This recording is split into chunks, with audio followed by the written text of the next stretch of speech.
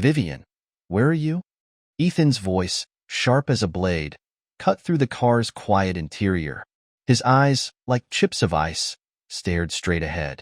Oh, I'm not quite ready. Go ahead, I'll take a cab, Vivian replied, a hint of apology in her voice. 10 minutes. Ethan snapped, hanging up abruptly. Vivian rolled her eyes and hurried towards the locker room, calling out to a colleague, Sarah, could you keep an eye on the new patient in bed 7? I need to step out. Sure thing. Sarah's cheerful voice echoed back. Vivian quickly changed, bursting out of the hospital and into the bustling street, her brow furrowed at the heavy traffic. Meanwhile, Ethan tugged irritably at his tie, honking the horn and accelerating as if pursued by unseen demons. Suddenly, a car shot out from a side street like a tiger escaping its cage. Ethan slammed on the brakes, but time seemed to freeze. The other car, an arrow loosed from its bow, hurtled towards him. A deafening crash. Metal shrieked against metal. Ethan's car spun, propelled backwards into a thicket of trees. The violent impact knocked him unconscious.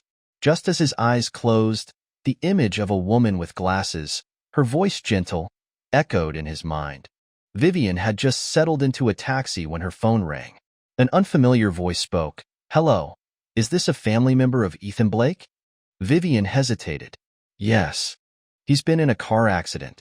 Please come to. The world went white. After the call ended, Vivian quickly told the driver, Stop here, please. Miss, I've barely driven a block, the driver protested. It's an emergency. I'll still pay you. She quickly scanned the payment code. Vivian raced back to the hospital. In the lobby, she bumped into Sarah. Back so soon? Yeah, she mumbled, sprinting towards the emergency room. Goodness, what's got her in such a hurry?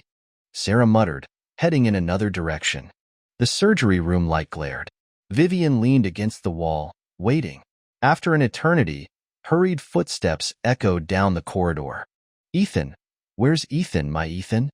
Vivian turned to see her mother-in-law, Eleanor, rushing towards her, followed by a woman, Isabel, Ethan's childhood sweetheart. Mom, Ethan's in surgery, Vivian began. Eleanor froze. Surgery. How serious was it? Her eyes reddened. Her steps faltered. She raised a hand and slapped Vivian across the face. You jinx. If you hadn't trapped my son, our family wouldn't have married you. 3 years, no children, refusing to divorce him, and now you've caused this. Her voice dripped venom. Stunned, Vivian stared back.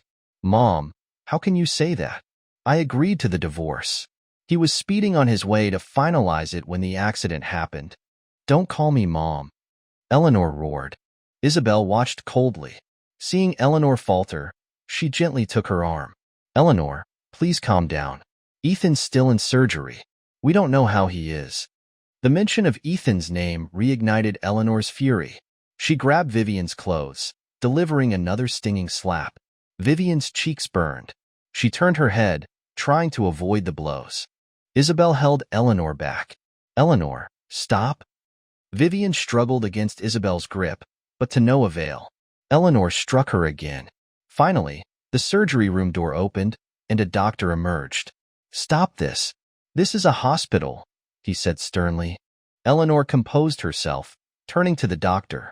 How is my son? He's in intensive care. He's not out of danger yet, the doctor replied. How could this happen? Eleanor sobbed, then turned to Vivian, her voice glacial. Get out. Don't let me see you again. Mom, I'm still Ethan's wife, Vivian said, her lip trembling. Our family doesn't have a daughter-in-law like you. Get out. Ma'am, please calm down. This is a hospital, the doctor interjected. Eleanor was adamant. 3 years of marriage, and she'd never accepted Vivian. Vivian glanced at the surgery room, took a deep breath, and turned to leave. Their relationship had already reached its breaking point. She had wanted to care for him one last time, for old time's sake, but she wasn't needed. A wave of weiqi washed over her. 3 years of trying to warm Ethan's heart, and she had failed. A bitter smile touched her lips. Was it her fault they had no children? No. Every time they were intimate, Ethan would place a pill and a glass of water before her. 2 days later, Eleanor entered the doctor's office. The sight of the assembled doctors filled her with dread, echoing the day her husband had died. She sat down. A doctor began. The patient hasn't regained consciousness due to extensive intracranial bleeding, putting pressure on the brain. Is there anything you can do? She whispered, her heart clenched. We've developed a surgical plan, a craniotomy, but it's high risk. There's a chance? Eleanor's face paled. Without surgery, Ethan wouldn't wake. With surgery, he might wake, but there was a risk he never would. Mrs. Blake, your opinion is crucial, but we also need to consult with the patient's wife. She has the right to be involved in this decision. No, we can't tell her. She wouldn't want my son to wake up, Eleanor murmured.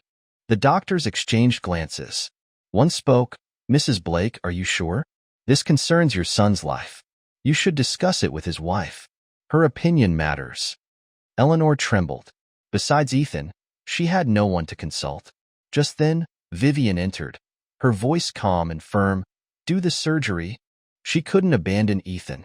To see him lying there, his life on hold. She wouldn't give up without a fight.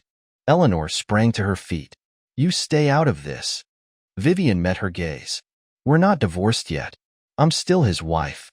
You want him dead so you can inherit his money. Eleanor spat. You'd inherit too, Vivian said quietly. Eleanor was speechless.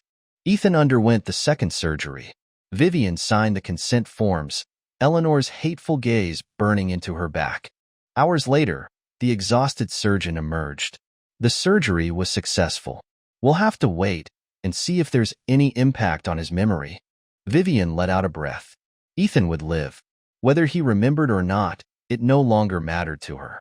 Days later, Ethan awoke.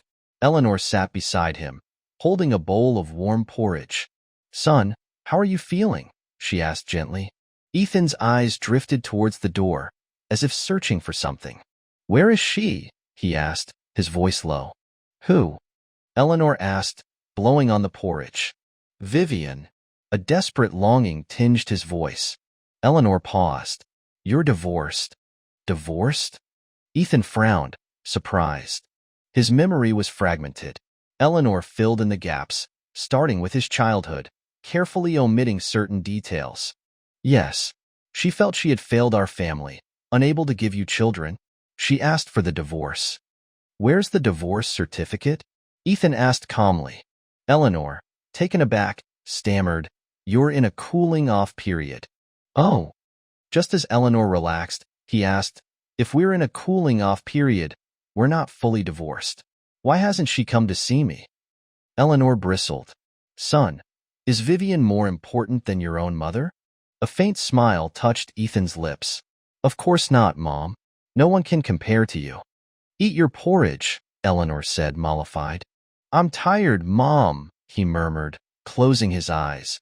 Eleanor put the bowl aside. As soon as she left, Ethan opened his eyes again. That evening, Isabel entered the room. Ethan, she said softly, a tender smile on her face. Ethan looked up, his gaze lingering on her for a moment. Who are you? Isabel stared in disbelief. Ethan, it's me, your girlfriend. Don't you remember? Eleanor had warned her about Ethan's memory issues, but Isabel had assumed he would remember her, his childhood sweetheart. Are you? Ethan asked. Yes, we grew up together. You loved me, spoiled me, never let anyone hurt me. Oh. Ethan simply nodded, as if acknowledging the information. Ethan, Isabel whispered, her voice laced with hurt. Ethan's expression turned serious. I don't know who you are, but I don't think I would be such a jerk. If I loved you so much, why would I marry someone else? Isabel hesitated. Ethan, I don't blame you. I know you haven't fully recovered. Maybe your heart is still confused. But I want you to know, I'm your girlfriend, Vivian. She was jealous of me, couldn't stand me being happier than her. That's why she trapped you. She doesn't love you. She just wanted to ruin us. You've been trying to divorce her, and just recently, she finally agreed. Unfortunately, I don't remember you, Ethan said with a touch of regret. Undeterred, Isabel extended her hand. It's okay. We can start over. I'm Isabel. Ethan hesitated, then winced. My arm hurts, he apologized. Isabel retracted her hand. Let me massage it for you, Ethan. He shook his head and lay back, looking tired. Isabel tucked him in, a wistful look on her face. She was Eleanor's choice for a daughter-in-law, but Ethan seemed indifferent. This time, she wouldn't let go. If he didn't remember her, he wouldn't remember Vivian either. At the nurse's station, Vivian focused on a patient's chart. Suddenly, Sarah's voice startled her. Girl, you're sneaky. Your husband's been hospitalized in the surgical ward, and you didn't say a word? Do you think I'm a stranger? Vivian blinked. He doesn't like being disturbed, and I still have to work, don't I? If he were in another hospital, I'd understand. But he's here. I have to visit. Vivian forced a smile. Come on, stop grinning. It's almost time to clock out. I'll go with you. What kind of fruit does your husband like? I'll grab some downstairs. Sarah, really, it's fine. He just had surgery. He can't eat. Just visiting is enough. All right. Vivian reluctantly led Sarah to Ethan's room. Professor Blake, feeling better? Sarah asked warmly. Ethan nodded. Be careful driving next time. This was a close call. Your wife was so worried. Vivian stood silently behind her, head bowed. When Sarah left, she quickly offered to walk her out. No need. Take care of your husband, Sarah declined, closing the door behind her. The air thickened. Vivian's mind raced, plotting her escape, oblivious to the intense gaze upon her. Ethan watched her, his eyes holding a universe where she was the only star. Vivian looked up, about to speak, but stopped short, seeing Ethan's gentle gaze. I'm on duty tonight. If everything's all right here, I'll go, she said. Ethan's lips curved into a slight smile. Your colleague just said you were off duty. Vivian stammered, flustered. As your husband, could you get me some water? He asked playfully. Vivian froze. He remembered. What's wrong? His voice soft and low. Nothing. I'll get you water. She went to the water cooler and filled a cup. Here. She offered the cup to Ethan. As he took it, their fingers brushed. Vivian instinctively pulled back, and the cup tumbled, water spilling on the blanket. Why did you let go? She muttered, grabbing the cup and a towel to mop up the mess. Now the blanket's wet. How will you cover yourself? She grumbled. Ethan watched her silently. She refilled the cup and held it to his lips. Drink, Professor Blake. He stared at her. Drink. Ethan took a sip. More. He shook his head. Vivian set the cup down. You just woke up. You should rest. I won't disturb you anymore. She turned to leave. Lock the door when you go home, Ethan said. Vivian paused. Okay. And don't forget to bring me breakfast tomorrow morning, he added. She left without another word. Outside the hospital, Vivian felt strangely empty. She'd always believed they had a good marriage, even knowing about Isabel's interference. Ethan was stubborn, a stickler for rules, known as the Iceman professor at the university. His smile was a rare and precious commodity. They'd met at a gathering, a reunion for her, a casual get-together for him. He'd had a bit too much to drink and was being harassed by a hostess. Vivian intervened.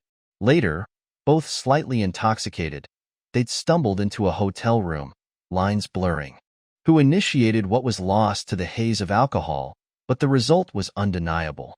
The next morning, Vivian was a whirlwind of emotions. Ethan, unexpectedly, proposed. In that vulnerable state, she had agreed. Married life was a dance of politeness and distance. She played the role of the doting wife, he the caring husband. She thought they could continue like this, weathering the storms of life together. But even the most perfect facade had cracks. Eleanor's disapproval was a constant shadow. Their childlessness fueled her resentment. Isabel's meddling deepened the rift. The next day, Vivian arrived at the hospital early, lunchbox in hand. She hesitated at the door before entering. Ethan was reading in bed. Isabel poured him porridge from a thermos. You're here. What did you bring? Ethan put down his book. Just my own lunch, Vivian replied. Ethan's face clouded. Isabel jumped up. What are you doing here? Haven't you caused enough trouble? What did I do? Vivian asked innocently. If you hadn't rushed Ethan, he wouldn't have crashed. Vivian paused. I was just making room for you, she said flatly. What are you talking about? Isabel glanced at Ethan. Get out, Ethan said suddenly. I'll leave when I'm finished. Vivian looked at Ethan. I've seen your chart. You'll be discharged next week. We'll finalize the divorce then. Get out. Ethan told you to leave. Didn't you hear him? Isabel shrieked. Vivian paused, then heard Ethan roar, Isabel, get out. Ethan? Isabel stared at him, bewildered. Do I need to repeat myself? Ethan's voice was ice cold. Isabel glared at Vivian, gathered her things, and left. Bring me the food, Ethan said to Vivian. Vivian ignored him and walked towards the door. Honey, I'm hungry. Ethan's voice softened. Vivian continued walking. Ethan smiled slightly. She had a temper after all. He'd never noticed before. A pang of regret tugged at him. A week later, Ethan was discharged. Eleanor and Isabel arrived to pick him up, but he was nowhere to be found. At the nurse's station, a tall man tapped his fingers on the counter, studying the photos on the wall. Just a moment, sir. Vivian will be right with you, a young nurse said. I'm not in a hurry, he replied politely. Vivian emerged from the head nurse's office and saw Ethan. I got my leave approved. Let's go. Okay. To the courthouse. To Tanner Hill Apartments. They spoke simultaneously. The taxi driver blinked. Where to? Courthouse. Tanner Hill. The driver looked at Ethan. Are you married? Ethan paused. Yes, I have a 5-year-old son. What do you do when your wife is angry and wants a divorce? You don't let her leave. Tanner Hill Apartments. Ethan said. Got it. The driver nodded knowingly. A lover's quarrel. Better to save a marriage than demolish a temple. No, courthouse. Vivian protested, reaching for the door handle. Ethan grabbed her hand. Driver, lock the doors. You'll be liable if anything happens. Locked and loaded. Vivian glared at Ethan. You're despicable. This is despicable? Trying to trick me into a divorce while I have amnesia, so you can run off with your lover boy, he whispered in her ear. Vivian gasped. What are you talking about? What lover boy? I saw you. That man with his arm around you. Vivian frowned, racking her brain. Lover boy? She worked in the gynecology department. There were no men. Ethan, you're accusing me wrongly. Am I? Ethan smirked. His phone rang. Vivian turned away, but then heard Ethan say, Answer the phone? He held out his phone. Eleanor's name flashed on the screen. It's your mother, Vivian said. Your mother-in-law, Ethan corrected, a smug grin on his face. Aren't you afraid I'll upset her? Vivian snapped. Your problem, he shrugged. Vivian hung up and tossed the phone back at him. It rang again, this time Isabel. Ethan's eyes twinkled. Honey, answer the phone.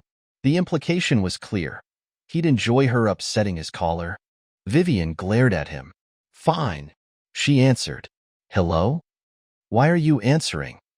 Isabel screeched. Ethan gently took Vivian's hand and moved the phone away from her ear. Where's Ethan? Isabel demanded. Vivian's temper finally snapped. Isabel, Ethan is my husband. It's perfectly normal for me to answer his phone. Who are you to question me? Who am I? Where's my son? You kidnapper. Eleanor's voice shrieked from the phone. Vivian hung up and threw the phone at Ethan.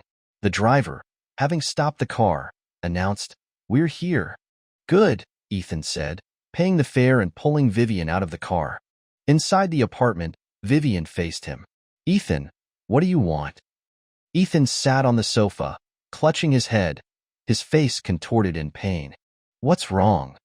Vivian rushed to his side. Suddenly, he pushed her onto the sofa, hovering over her. Her heart pounded. He leaned close, his lips brushing her ear. You're worried about me? Vivian's face burned. You tricked me. He sat up. Tell me, if you love me, why did you want a divorce? Vivian scrambled away. Who said I love you? Ethan raised an eyebrow. I don't. Only an idiot would love you. She stormed into the bedroom. Everyone knew Vivian as kind and gentle. She rarely lost her temper, radiating calm and warmth. At work, she was meticulous, one of the best nurses in the department. Today, Ethan had pushed her too far. Dinner in 3 hours, Ethan called through the bedroom door. "Go away." Vivian hurled a pillow at the door. Ethan paused, then picked up the car keys and left. At Eleanor's apartment, Ethan found his mother looking grim. "So you remember you have a mother?" she snapped. Ethan smiled. "Mom, why don't you like Vivian?" Eleanor hesitated. Why didn't she like Vivian? Vivian was a good daughter-in-law, but she hadn't given her grandchildren, and Isabel was the daughter-in-law she'd always envisioned. "She hasn't given our family any children. Who knows if there's something wrong with her?" "I didn't want children." "Why?" "We had a shotgun wedding. For 3 years, we've just been going through the motions. Our marriage is empty, devoid of love. It would only bring unhappiness to our children." Eleanor paused. "You could divorce her and marry Isabel." "I might have before," Ethan said slowly, "but I've changed my mind." "Why?" "When I crashed, her image flashed in my mind. I felt regret and a sense of loss. She's become a part of my life, the woman I love." "Son, you love her. But does she love you?" "Yes," Ethan said firmly. He'd seen the worry in her eyes. He knew she loved him. Eleanor fell silent, then asked, "Son, you didn't lose your memory, did you?" Ethan met her gaze and shook his head. Relief flooded Eleanor's face. She hugged him tightly. Her son wasn't suffering from amnesia. He was fine. "Mom, can you be nicer to Vivian?" Ethan's voice was soft, pleading. Eleanor released him. "Anyone you love, I love." Ethan smiled. "Vivian likes your taro and pork rib soup." Eleanor rolled her eyes, but her expression softened. She sighed and headed to the kitchen. Vivian, still fuming, prepared dinner. As she set the last dish on the table, the key turned in the lock. Ethan entered. He smiled at the spread. "Honey, your mother-in-law made you taro and pork rib soup." Vivian stared at him, dumbfounded. "What's wrong?" "Ethan, stop playing games. Just say what you want." "I'm not playing games. She really made it." He set the thermos on the table. "I didn't lose my memory." After a long silence, Vivian said, "Great. Then we can get divorced tomorrow." Ethan gently embraced her from behind, resting his chin on her shoulder, his eyes filled with remorse and tenderness. "Honey, I was wrong. I didn't defend you against my mother's harsh words or Isabel's attacks, but when I crashed, I realized I can't live without you. I love you. Let's not get divorced, please." Tears streamed down Vivian's face. She hadn't expected this. Their marriage had begun with a mistake. The most painful part was his sudden, cold request for a divorce, as if she'd committed some unforgivable sin. "If we don't divorce, how can I run off with my lover boy?" she choked out. Ethan sighed. "I was teasing you. You look so cute when you're angry. The angrier you get, the happier I am." Vivian stared at him. "Can we start over?" he asked earnestly. She turned, meeting his gaze. She saw love and regret in his eyes. After a long moment, she took a deep breath and nodded. Her heart belonged to this man. She couldn't leave him. Soon after they reconciled, Vivian became pregnant. Isabel, consumed with rage, confronted Eleanor. "Eleanor, how can Vivian be good enough for Ethan?" "Isabel, they're married. You should find someone and settle down." "Eleanor, how can you?" Eleanor smiled. "Nothing brings more joy than having my son and grandson around me." Isabel left, defeated. She tried repeatedly to contact Ethan, but he refused to see her. Eventually, she gave up and left the city. Her unrequited love festered, turning into a bitter obsession. Seeking revenge on Vivian, she hired a thug, an act that ended tragically with Isabel behind bars. The stress caused Vivian to go into premature labor. After a difficult delivery, she gave birth to a healthy baby, then slipped into a coma. She awoke the next morning to find Ethan watching her, his eyes red-rimmed. "You're finally awake," he whispered. "I've been waiting for you." "Ethan," she murmured. Ethan's eyes filled with tears. He kissed her hand. "I'm sorry." Is the baby okay? He's fine. They gazed at each other, a silent conversation passing between them. Eleanor, watching from the doorway, finally relaxed. A heavy weight lifted from her shoulders. The end.